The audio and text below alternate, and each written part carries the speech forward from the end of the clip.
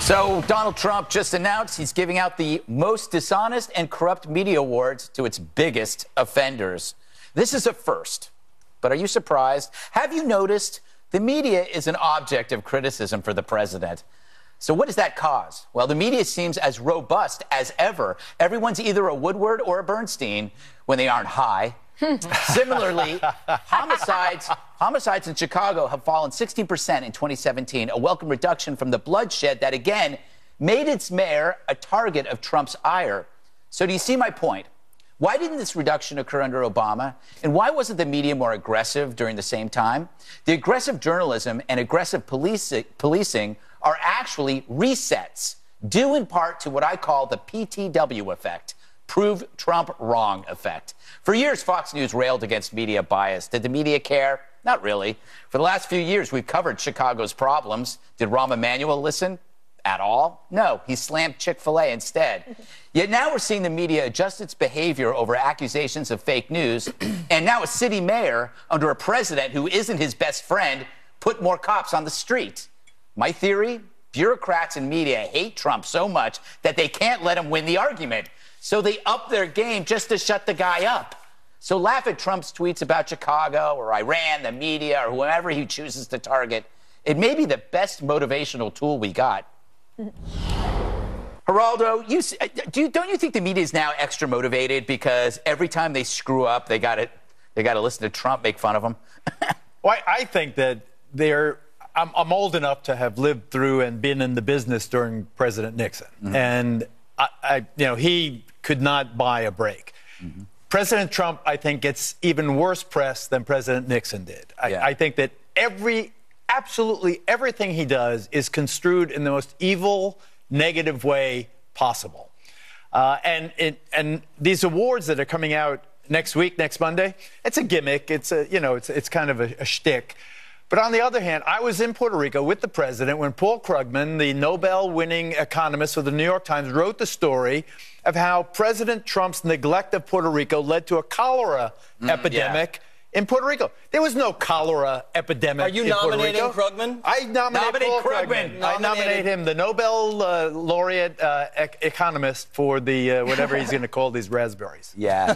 He's on intellectual welfare. They let him say whatever he wants, and he's always wrong, Kimberly. Do you have any nominations? What do you make of these awards? Yeah, I think this is going to be very funny. They're going to have to put everybody on CNN, like Don Lemon and Jake Tapper, and everybody on like 5-second delay, because they're going to be like losing it, freaking out, because they're going to try to defend themselves, say, no, we're against these awards. We're actually very fair. We're honest. What is President Trump saying? So I'm sure they're actually quite nervous about it. And I like that he's taking control of the situation. He's behind the wheel saying, I'm going to tell you what I think about you. I'm going to say it straight to your face. And that's it. And I'm going to tell the whole world. I like the approach. He's using it, I think, effectively, diplomatically, the international stage, as it relates to national security, whether it's immigration, it's taxes. It's his approach. It worked for him during the campaign, so he's doing it still. You don't think it threatens the First Amendment?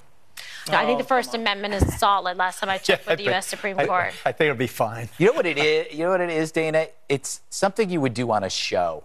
We put it like, what are your predictions for 2018 or winners and losers? This is a guy born and bred watching Fox News. It was the first thing I thought when I saw it last night is that the 5 is going to have the best ratings on Monday. Yes. It's Monday at 5. Yes. I think it's good if it's done with a laugh, which I think it could be, right? So, like, if it's let's hold you up for ridicule in the media, I don't think that's necessarily good. Krugman's obviously a good example. And I think if the tone and tenor of it is right, I think it could actually be kind of a joke and maybe even fun for everybody. I do think there is something to be said about how other countries see it and how other countries use it against their own people. And I think that's not good. Really? Do you really? I've heard that argument, and I understand, and I read the editorials that always say that.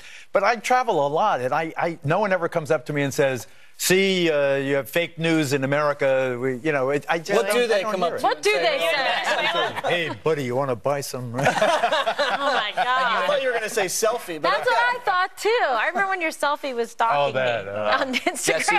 No, I'd say we're watching the Trump presidency, but as you said, we're watching the Trump show. And the show's on at 5, so we're going to get a great number. I think it was on purpose. Yes. And because he loves the 5. Like you said in the monologue, the media into being more fair and balanced. Either that or he's just branding them as phony losers. Yeah, but also like Rahm Emanuel. Now he's doing this. He didn't do this under Obama. Why? That's so weird to me. I mean, it's just interesting to me. I don't think the media has enough self-awareness to course correct. Right. Because I think they're so blinded by the Trump hatred that they don't recognize his comedy chops. Yeah. If I were the CNN people getting all these awards, I would just say, I'd make fun of his hair. I'd say focus on North Korea. I'd laugh about it. Yeah. But they think this is like a press genocide. And they're all victims, and the First Amendment's under attack. 5 seconds and they delay. take themselves way too seriously. All right. Team Clinton still losing it over that Vanity Fair knitting video. I missed that.